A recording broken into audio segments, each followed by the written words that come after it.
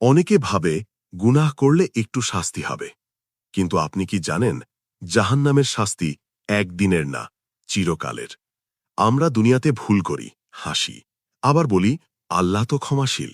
হ্যাঁ, আল্লাহ পরম ক্ষমাশীল, কিন্তু তিনি নিজেই বলেছেন তার শাস্তিও ভয়ঙ্কর।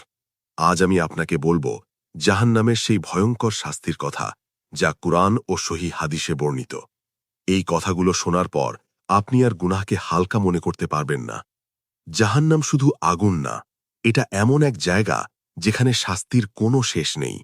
নবী সাল্লাল্লাহু আলাইহি ওয়াসাল্লাম বলেছেন, এই দুনিয়ার আগুন জাহান্নামের আগুনের ৭০ ভাগের ১ ভাগ। ভাবুন তো, এই আগুনে আমরা ১ সেকেন্ডও সহ্য করতে পারি না, আর জাহান্নামের আগুন হবে তার ৭০ গুণ ভয়ঙ্কর। সেই আগুন শুধু শরীর পোড়াবে না, হাড় গলাবে, মজ্জা গলাবে, আত্মাকেও যন্ত্রণায় ফেলবে। জাহান্নামের আগুন হবে কালো, কারণ তা ১০০০ বছর জ্বালানো হয়েছে, তারপর আরও ১০০০ বছর, তারপর আরও ১০০০ বছর। এই আগুন কখনো নিভবে না, কখনো ঠান্ডা হবে না।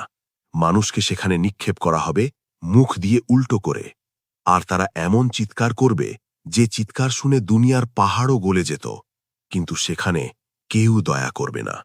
জাহান্নামে থাকবে ভয়ঙ্কর তৃষ্ণা। যখন তারা বলবে ১ ফোঁটা পানি, তখন তাদের দেওয়া হবে ফুটন্ত পানি। সে পানি মুখে ঢুকতেই মুখের চামড়া ঝরে যাবে, গলা ছিঁড়ে যাবে, পেটের ভেতরের সবকিছু গলে বের হয়ে আসবে। কোরআন বলে সে পানি হবে গলিত ধাতর মতো। ক্ষুধার যন্ত্রণাও হবে ভয়ঙ্কর। সেখানে থাকবে জাক্কুম নামের এক গাছ, তার শিকড় জাহান্নামের তলায়, আর ফল হবে শয়তানের মাথার মতো। ক্ষুধার তাড়নায় মানুষ তা খাবে, কিন্তু মুখে দিতেই শরীর ছিঁড়ে যাবে। তবুও খেতে হবে, কারণ ক্ষুধা হবে আরও ভয়ঙ্কর। জাহান্নামে থাকবে লোহার শিকল, লোহার হাতকড়া। একটি শিকলের ওজন হবে পাহাড়ের সমান। সেগুলো গলায় পরিয়ে মানুষকে টেনে নেওয়া হবে। যখন তারা পালাতে চাইবে, তখন আবার আগুনে নিক্ষেপ করা হবে। সবচেয়ে ভয়ঙ্কর বিষয় জানেন কি? জাহান্নামে মৃত্যু নেই। না মরতে পারবে, না বাঁচতে পারবে। যখন চামড়া পুড়ে শেষ হয়ে যাবে, আবার নতুন চামড়া দেওয়া হবে, শুধু এই জন্য যেন আবার নতুন করে যন্ত্রণা অনুভব করতে পারে। এই শাস্তি চলবে একদিন না, ১ বছর না, চিরকাল। তারা তখন চিৎকার করে বলবে, হে আল্লাহ, একবার দুনিয়াতে ফিরিয়ে দাও। আমরা নামাজ পড়ব, আমরা গুনাহ ছাড়ব, আমরা আর অবাধ্য হব না।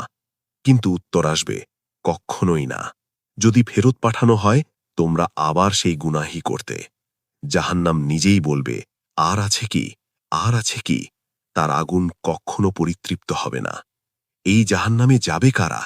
যারা নামাজকে অবহেলা করেছে, যারা তওবাকে পিছিয়ে দিয়েছে, যারা অহংকার করেছে, যারা হারামকে হালাল বানিয়েছে, যারা মানুষের চোখের পানি ফেলেছে।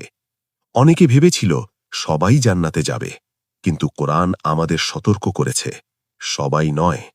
আজ আমরা বেঁচে আছি, আজও সময় আছে, কিন্তু মৃত্যু যখন এসে দাঁড়াবে, তখন আর সময় থাকবে না।